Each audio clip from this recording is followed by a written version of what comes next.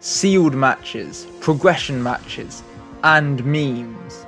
This show has it all. Welcome to the Seal of Progrichalcos.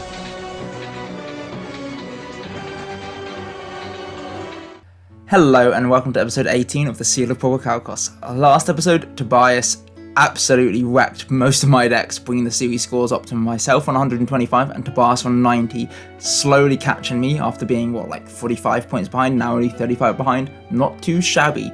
There were no changes to the ban list, so let's move straight on into today's sets.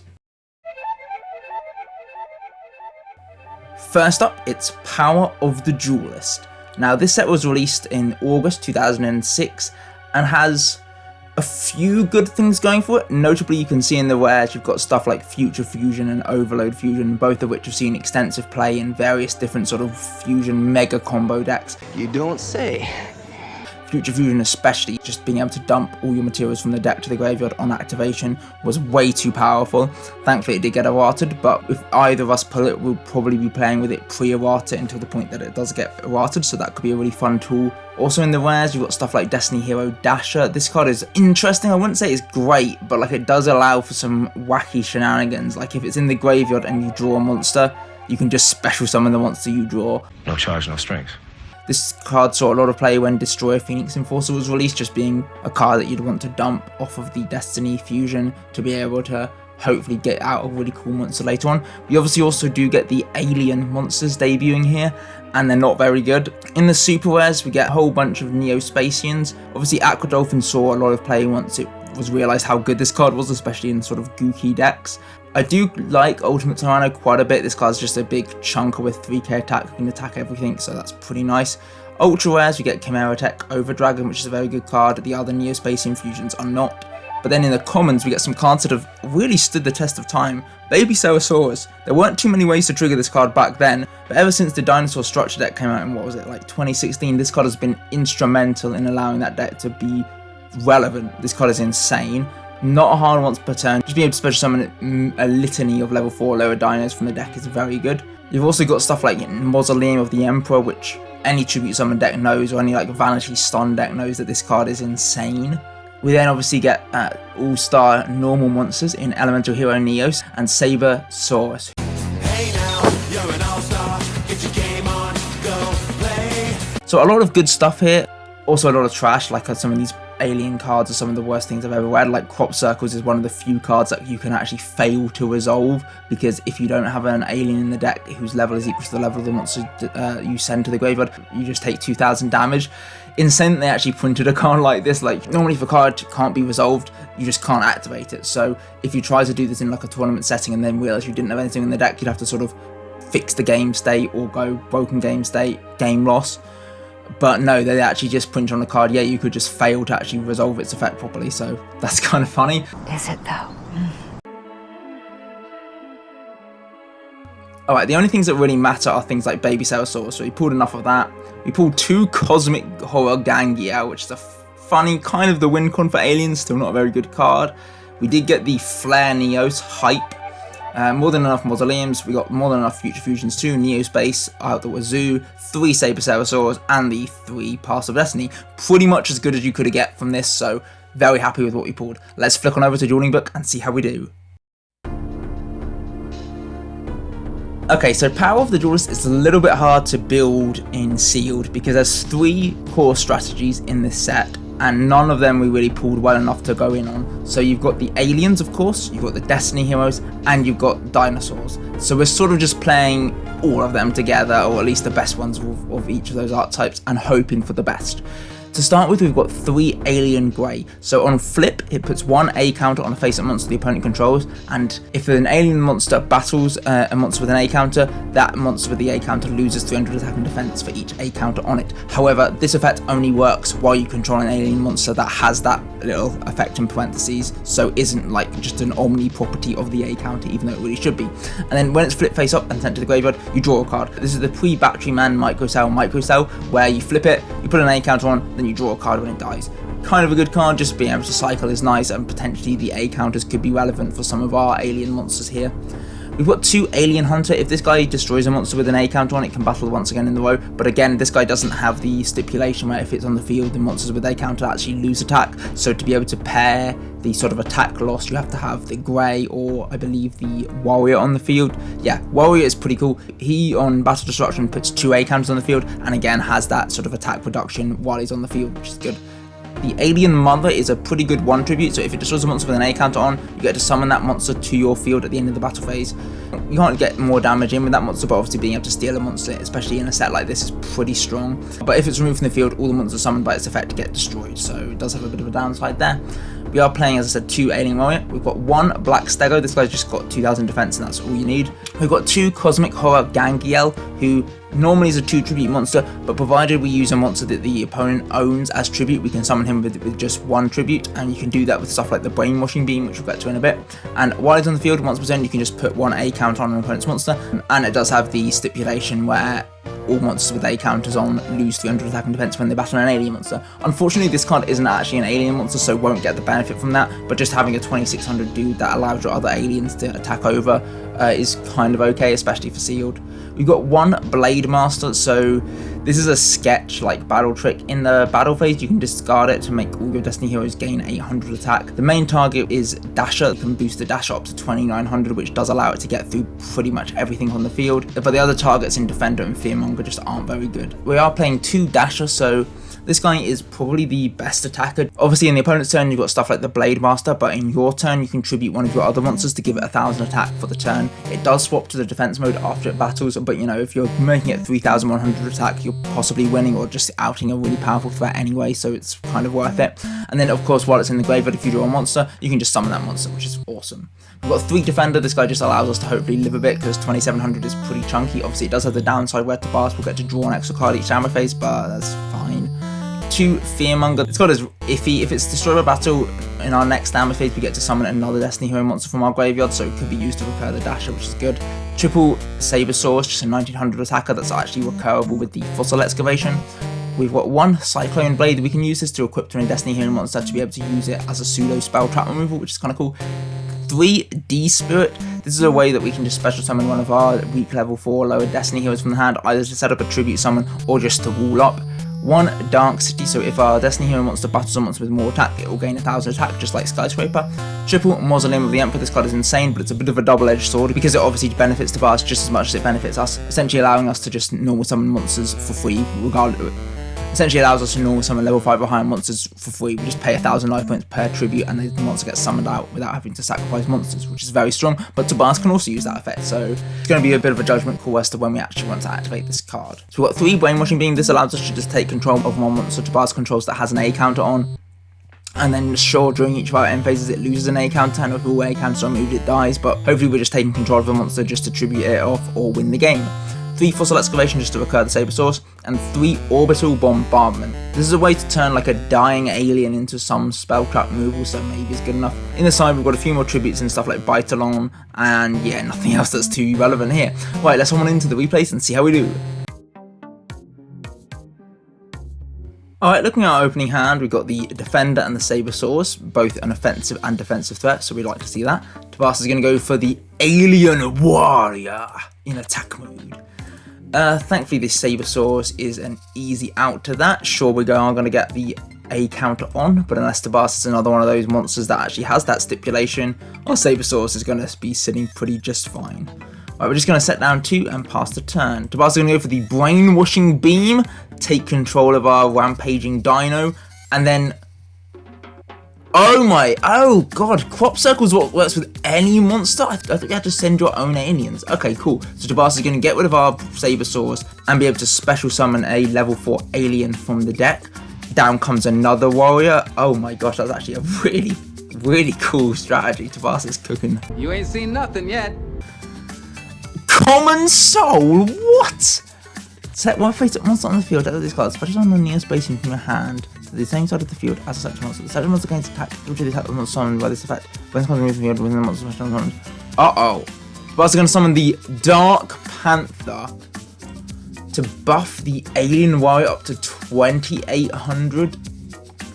Well, we certainly did not see this coming. I don't think I even realised Common Soul was a card. Right, we're going to take the 3800 here, and our turn begins.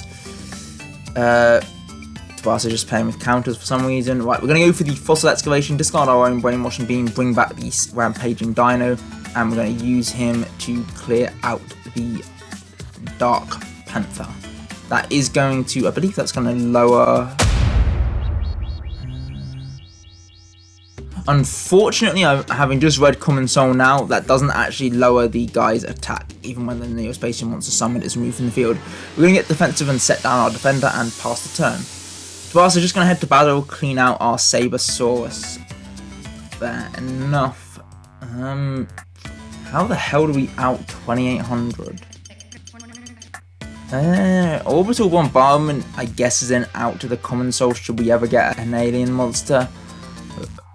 Tobias is going to go for the Mausoleum, paying a 1000 to bring out the mother. Uh-oh, mommy. Scary, Harry, Mother Mary, Mary. Mother is going to get stopped by the defender, but the warrior will do her bidding for her, cleaning him out. We're just going to set the Sabersaurus past the turn. Warrior will kill the Sabersaurus, and then Mother will get on in for 2300. I'm being killed by the mum. Please. Whoa.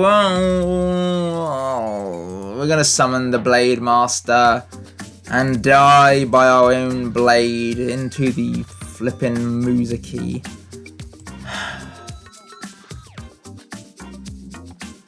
I don't know how you summon that card anyway. That was level 5. That was a cheat, Tobias. I would have won the game if you hadn't set that level 5 monster, thinking it was a level 4 monster.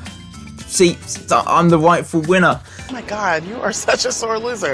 Right, this time we're going to elect to go first, and looking at our opening hand, that is a good decision. We do have the Mausoleum, we have the Alien Mother. I feel like this is a pretty commanding lead. We're going to summon down the Mother, set down our 2 defensive trap cards, and pass the turn. Tobias is going to go for a quadra back. Oh my gosh, and then paying the 2k for the Cosmic Horror Gangiel. Now that is a lumpy problem. This has backfired spectacularly. We are going to get, oh my gosh, right, you can't do that, Tobias. This is your first turn. You can't be activating the traps on the turn they're set. Haven't you learned the rules? Right, Tobias is going to weaken the Mother, and we've just seen that you're the Brainwashing Beam, so I wonder what you're going to do. Yeah, you're going to steal my monster. We're going to chain the Orbital Bombardment, though. At least get some value off our dying Mother. That went dark fast. Right, we're going to set down the Alien Grey, pass the turn. Tobias's go. Down comes the Alien Warrior. Oh man, just going mad with these aliens. Fortunately, the Alien Grey is going to be able to draw me a card, and we are going to place 1 A counter on the Gangiel. Tobias is going to go for the Crop Circles, float his Alien Warrior into another one, and we're going to take 1800 here. Right, our turn, we're going to draw the Fearmonger, probably a little too late, and yeah, that is the game. Wow, a quick 2-0 to Tobias.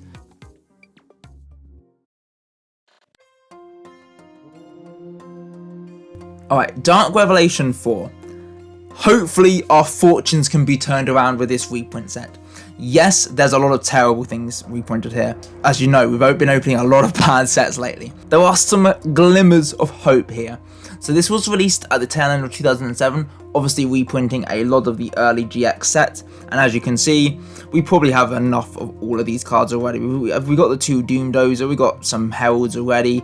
Cyber Prima's an okay card. Tyranno Infinity's funny. None of these fusions do anything. Clock Tower Prison I do not want either of us to pull more copies of. System Down is a card. Great observation. In the supers, we get another shot of things like the Diamond Dude, Blade Edge, and Wildheart. We must have missed these when these originally debuted. I didn't think these cards had even come out yet. Drillroid is a super hype. We don't have any Ocker, so I wouldn't mind seeing one of that. Demise and Ruin. Okay, these are the cards that actually matter. Karma Cup we've already got a playset of. In the Ultras though, this is the first reprint of Cyber Dragon, and this card is game changing, especially should we pull like any of the fusions with this card. Bearing in mind we've just got obviously Future Fusion. Pot of Avarice as well is also a really nice Ultra. Just will find a home in basically any deck. Secret wares, D, Ascendant's kind of cool, none of the others really do anything. And then the commons, we've got 140 of them, and they're all trash. We've got like 3 of all of these cards already. Anyway, let's flick on over to our collection, see how well we pulled. Right, we only have a limited number of cards from Dark Revelation 4. Because we only opened 5 of the packs, we only get 60 cards, so cutting down for a sealed deck is going to be very difficult.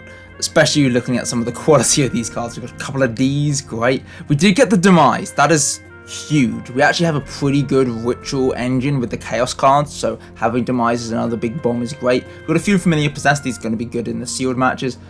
We did get a second Herald of Green Light. I think we only had one of this card before, so that's not too bad. Lele is going to be good for sealed.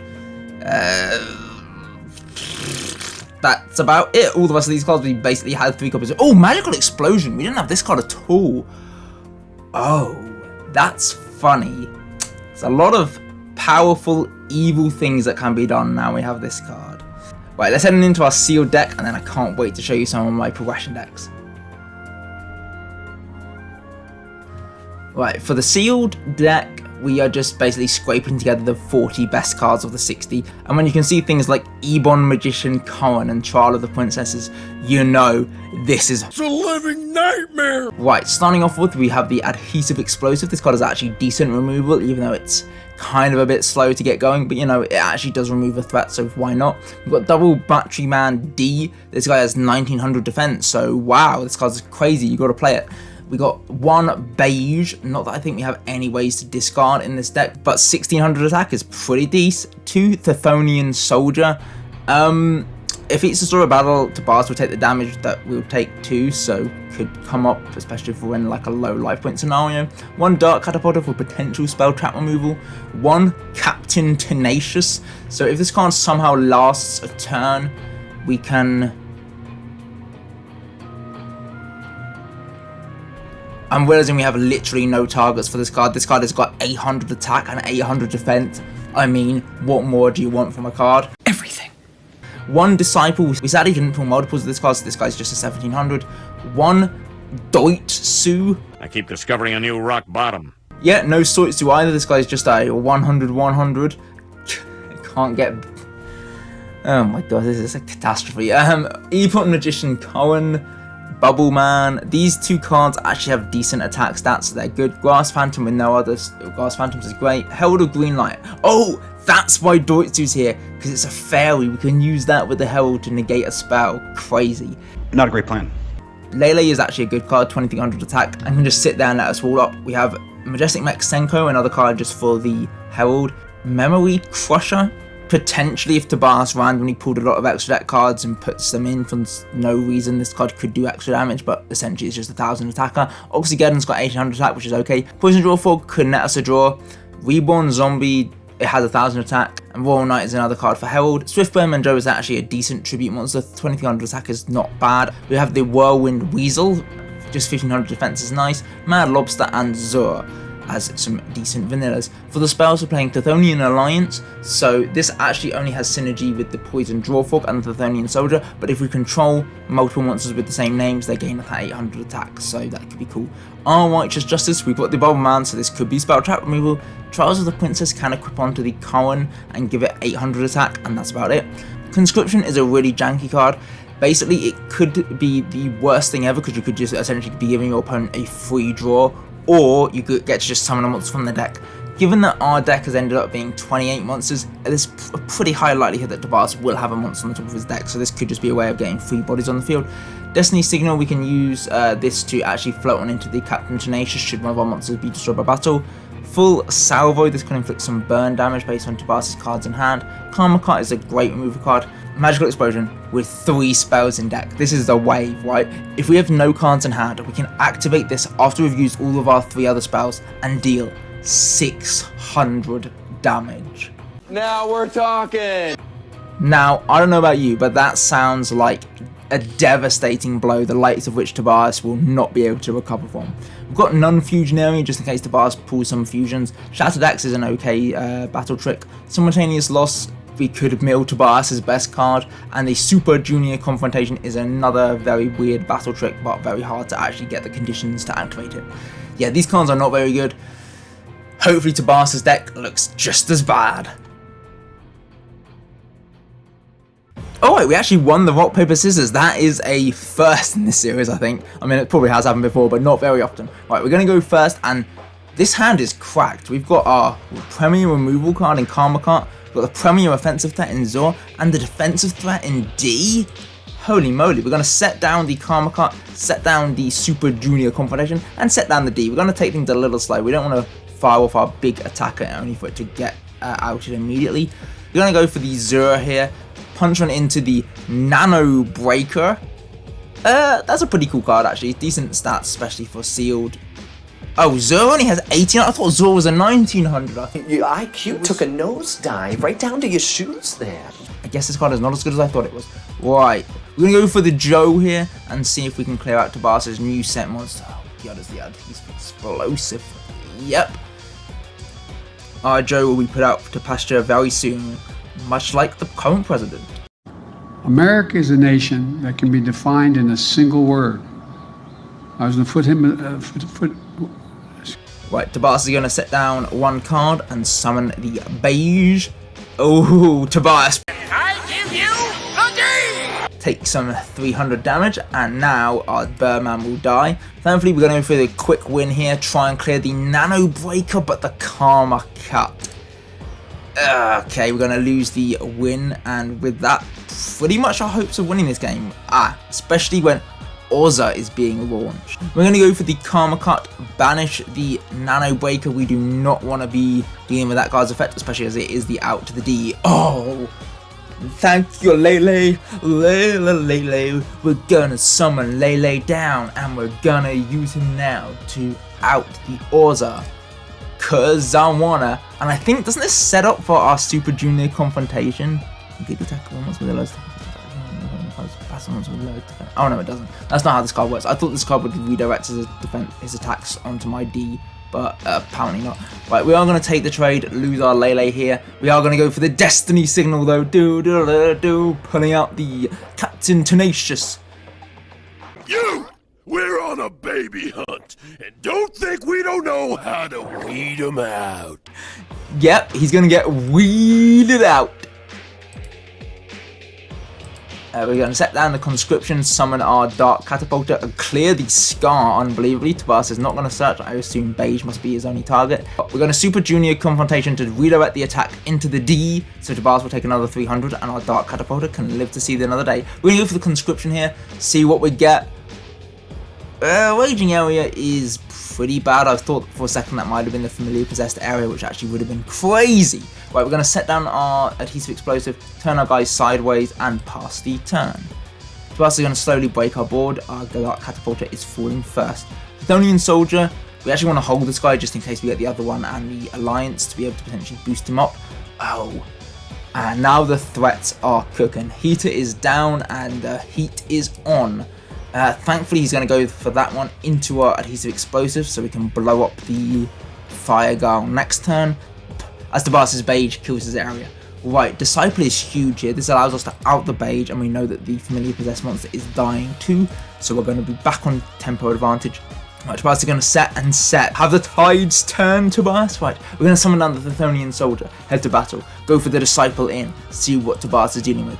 The Aelin, oh, haha. This looks insurmountable, especially if you're passing. Oh my gosh, we got the wombo combo. The double Chthonian Soldier. If we can draw the Alliance, that would be insane. Right, they're going to go punch on in along with the Disciple, putting Tobias down to a miserable 1050, and that's the game. Not as good a hand as we had last time, although the Conscription could get us something pretty strong from Tobias. Bearing in mind, it seemed like he did have a higher proportionality of beefy monsters than we did. Orza is going to get summoned, and that is a good way to start the game. We're going to set down our 2 back row and summon down the Poison Draw Frog. Yes, we know we're putting ourselves very vulnerable to life point damage, but we want to draw. Come on, we need to see some of our better cards here. Layard is going to get in, and we're going to lose the Draw Frog, take 1300, and pick up the Tenacious. We're going to take the 1850 from the Orza, and we're going to go for the Conscription in main phase 2. Only to mill the weed out, which Tobias will then get to his hand. You have no value. yeah, this card didn't really do too well for us. Right, we're going to draw the Mad Lobster, and we're just going to go for the Beige to clear out the Liberator. And then we're going to go for the Simultaneous. These random cards are just absolutely killer. We milled out our Karma card. Oh, Sparse only milled a Tadpole, wow. Right, I think I'm pretty much cooked in this game already, especially when Lele is coming down. We're just going to take 250, and then is Tabas going to stay aggressive? Yeah, that is a lot of damage.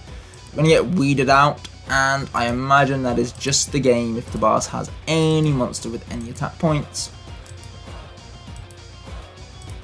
What? Yo.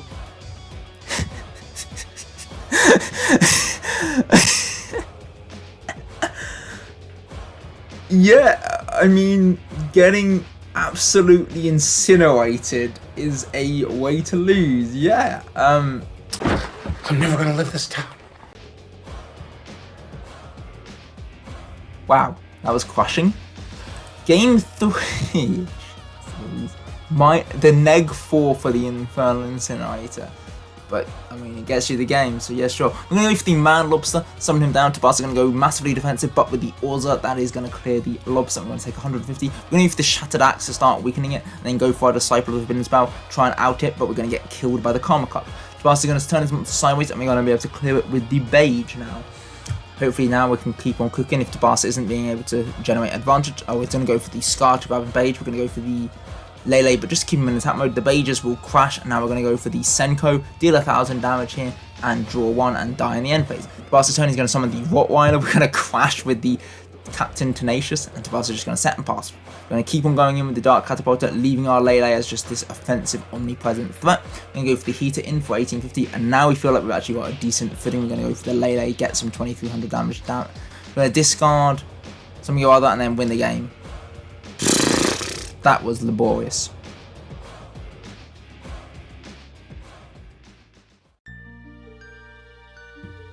Right, so remember what I said at the beginning of the episode where no new cards were hitting the ban list? I lied.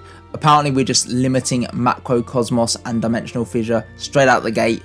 Honestly, I think that's probably the right call given neither of us have real flexible access to spell trap removal, and these cards were limited all the way through to like 2022. So yeah, fair enough, these cards are limited. Obviously they would make this deck stronger if I could play 3 copies of each, but you know, I think it's only fair that we put them to 1 because it shuts out so many graveyard based strategies at this stage in Yu-Gi-Oh! And they were limited around this time anyway.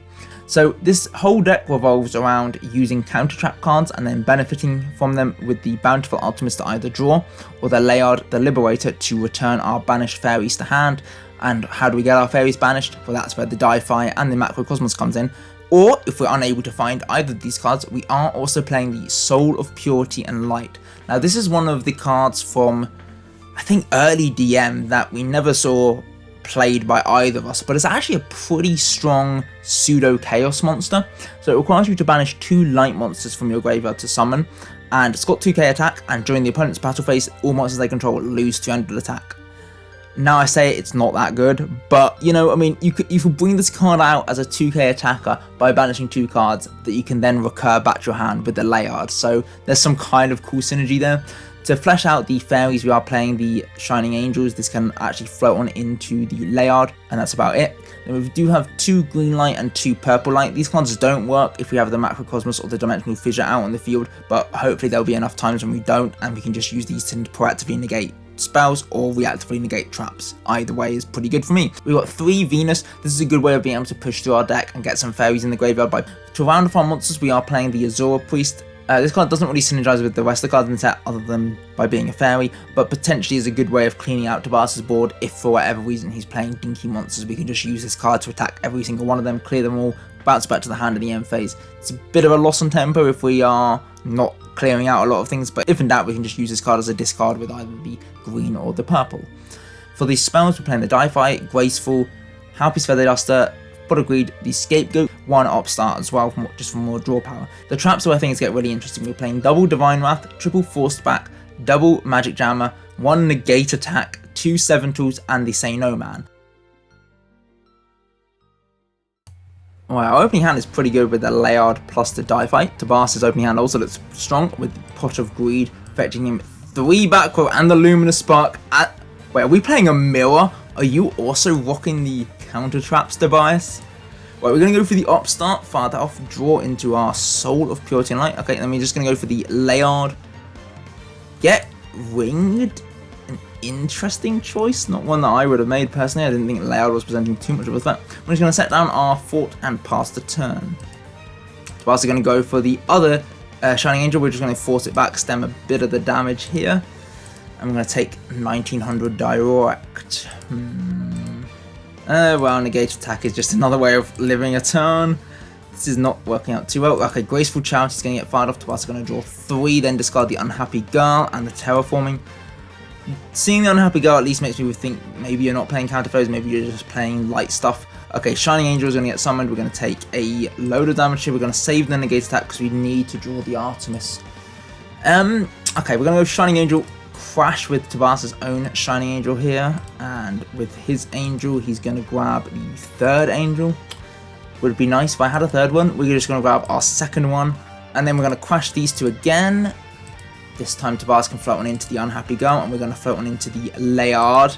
And now, my ultimate combo, Tabas. I'll banish 1. I'll banish 2 fairies from the grave to bring forth the Soul of Purity and Light. An angel? This card is going to make your Shining Angel pale in comparison to my Layard the Liberator. I'll then fire off the Dimensional Fissure and pass the turn. Nobleman is fine. We'll lose a Divine Wrath here, not too bent out of shape about that. We are going to lose the other ones from the deck, sadly. Tabas are going to go for the Knight Parshat. You can try and clear the Layard. We are going to go for the negate attack though. Negate that battle phase. And then using Layard we can pick back up both of our Shining Angels that were banished. What a combo. Oh, we're getting rocking and rolling here. We're going to summon down the Shining Angel. And because our soul is slightly bigger, we should be able to out the Air Knight here. Yes. Right. I guess we might as well just get some damage in as we attack the Unhappy Girl with the Shining Angel, dealing 1000 damage. Tabas is going to pass. Oh, we love to see it. We're going to go for the other Shining Angel. Just bash on in with all of these guys, dealing 1000, putting Tabas down to about half his life points. Tabas' turn. He passes. Oh, this is too good to be true. We're going to summon the Venus. We're going to do 1200 here. And Tabas has to react, surely. Okay, he's going to set down a monster. Well, we have kind of clogged ourselves by the fact that Soul is the only card that can attack at the moment. But we're not feeling too bent out of shape. Sangan is going to get... No. I'm not letting you have that, Tabas. Sangan gets banished. You are not searching that injection, Fairy Lily. Put it back. Tabas just passes. We're going to go for the pot here. Draw 2. And we're going to set the Magic Jam. But we can't really do anything because the Unhappy Girl is actually significantly warning us. Right, we're just going to get the damage in now. I mean, what's the worst that can happen to Tabas? Lightning Vortex is our entire board. I mean, that's probably actually favourable for us. We can't do anything, so we're just going to pass. Tabas are going to set and pass. One eternity later. The results were inconclusive, but Tabas had less cards in deck, so I think I would have won that, because like, how are you beating this with 5 cards in your hand when I've got these 7 tools, the Solemn and the Scapegoat? There's no way that you're beating this board, Tabas, so I'm going to count that as a win for me, even though technically I was the one that left the duel for some reason. I think we must have had like some connection issue, I don't know, but I won. Sure you did. Into game 2, we've got no counter traps, but we've got a bunch of ways to find them. Speaking of, Tabas is going to draw with his Prog, getting 2 fresh cards to hand, fire off the Luminous Spark and the Shining Angel. So original. Right, we're going to go for the pot, drawing 2 new cards, and we're going to go for the upstart to draw 1 more. Okay, we're seeing our Monster Negate and our Spell Negate, which is pretty nice here. Oh, actually, why didn't I go for the Azure Priest? That would have been a great way of just clearing through all of the Shining Angels. Right, we're just going to go for the Bountiful Artemis, though. Set down our 2 back row and clear out this first one. Well, I guess we want to get some value out of the Artemis activation. Tabas is going to summon the Shining Angel, and we're going to pass the turn. Tabas' turn. Unhappy Girl gets summoned, and he's passing.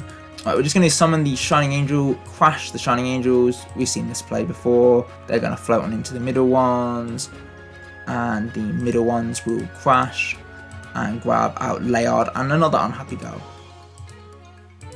We are not going to bother doing any damage, but we are going to banish the 2 Shining Angels to get forth our Soul of Purity and Light in the main phase 2.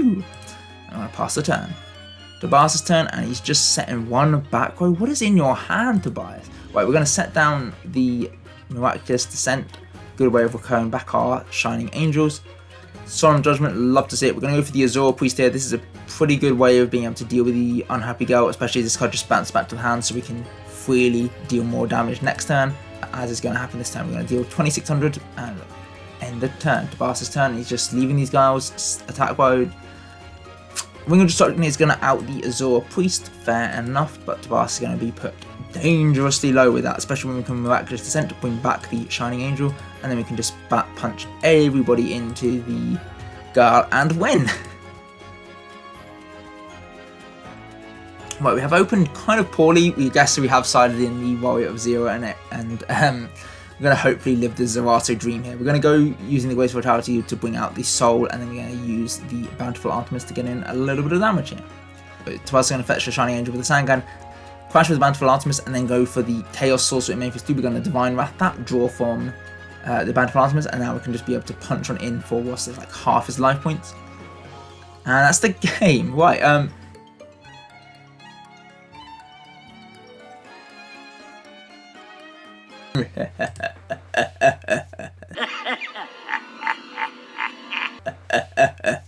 I welcome you to the ultimate Chaos Ritual deck. Am I supposed to be impressed? Thanks to our newly acquired Demise King of Armageddon, we just had to go back to the well with this one. I mean, look at this deck. It is so clean. We've got the Manjus, we've got the Senjus, we've got the Thunder Dragons as our light package, we've got the Sonic Bird to search the ritual spells, we've got an insane suite of dark ritual monsters, and we're even playing Karibo. Oh, this is a pretty shocking opening hand given what it could be. We've got 3 ritual spells, and hopefully the pot of greed is enough to find our way into something. Right, Tobias is going to Graceful Charity, drawing 3, discarding the Shining Angel and the Dark Knight Parshath, putting a light and dark in the grave, summoning out his Shining Angel with a Luminous Spark, the classic combo.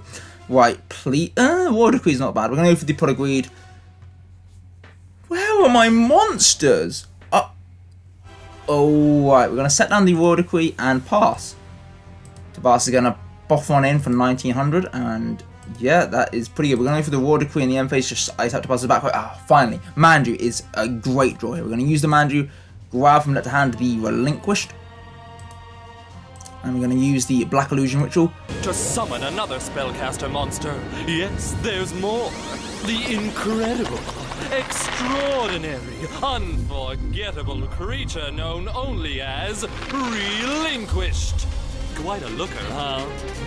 Use Relinquished to yoink up the Shining Angel, putting its attack up to 1400, and then we're going to try and get in over the What a pun. Right, we're going to set down both my bodies and pass the turn.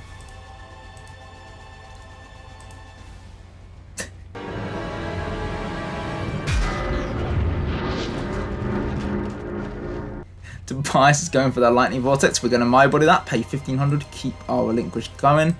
And yep, here goes the light and the dark for the Chaos Sorcerer. We're going to lose our Relinquished here, and that annoyingly takes the dark out of our grave. Oh my gosh. It also means that we can't even recur the Relinquished here. Right, we're going to lose 2300 here, and we've got 1 turn. That's not enough. Wow. Right, game 2, we're going to go first.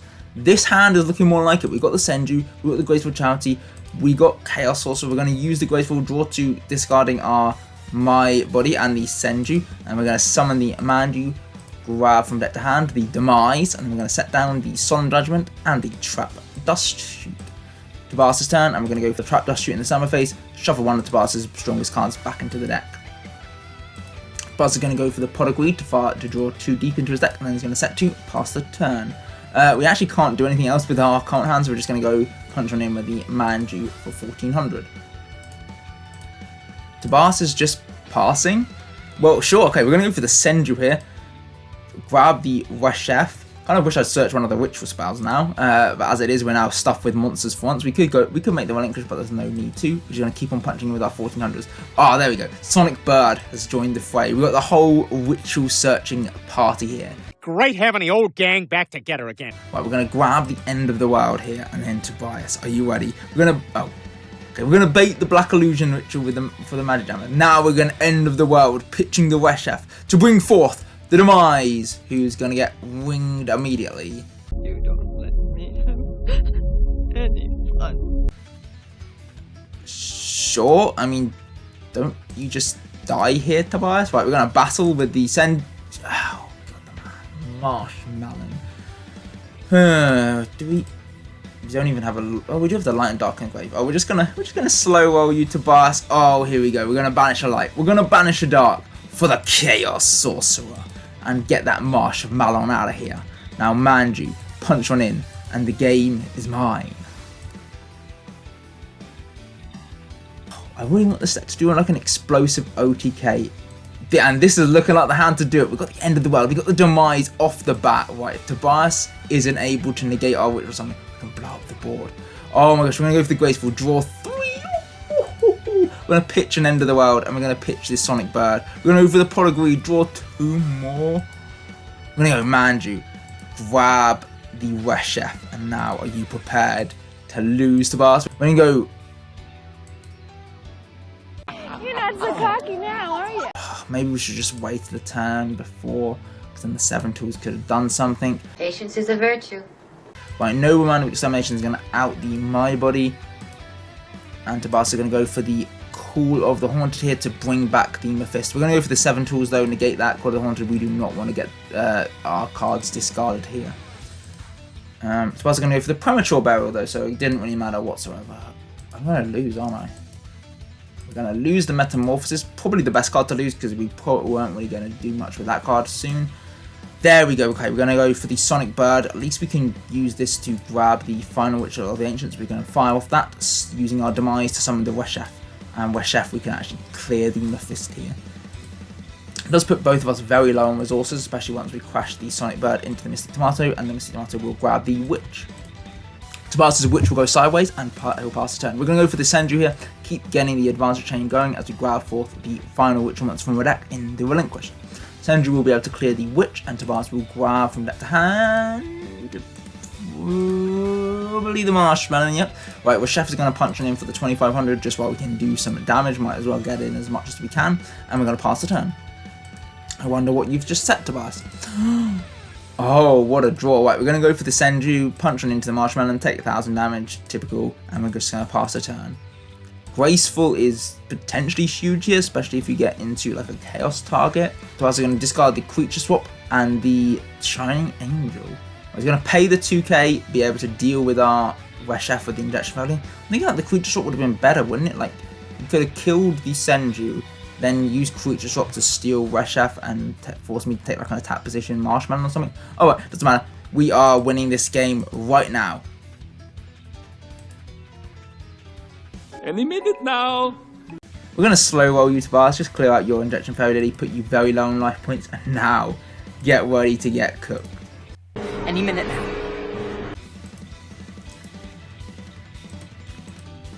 This is just bullying. We have like the win. We have to win a million times, and we're just like letting Tobias cook. Right, we're going to go for the Chiron here. Deal with the Witch. I'm just going to put this on fast forward because, come on, I should have ended this ages ago. Tobias are going to go for the Shining Angel. Uh-oh, Chaos Sorcerer is going to get summoned. We're going to lose our Chiron. Oh, we're just going to have to keep battling in with these Senjus. Uh-oh, Senju's going to give you a free Shining Angel. Now we're losing the Sangan. We're going to grab the Kuribo. Uh-oh. Oh no, we're going to lose the Senju here. We're going to go for the Kuribo, summon the Relinquish, steal the Chaos Sorcerer, and now we're going to banish 1, banish 2, banish 3, banish 4, summon 4th, the Chaos Sorcerer, and the BLS, and just win. That was gross what I did there, Tobias. I should have won that clean and simple a long time ago. Sorry for the disrespect. Right. That really defended my mood. Like, I was really hyped for that deck, and it is a cool deck, but I just feel like I needlessly BM'd you at the end there, which I feel bad about. Sorry about that, Tobias. Anyway, next episode we're moving on to what many regard as one of the worst core sets in Yu-Gi-Oh's history, Cyber Dark Impact, although I actually think the set is actually okay. And for the side sets, we'll be doing Duelist Pack Jade and Yuki 2, and combining that with a Premium Pack 2, which also contains some odd E-Hero cards. So yeah, should be an interesting one. Alright, thank you very much for watching. Do please subscribe, and I'll see you in the next Seal of Progrichalcos.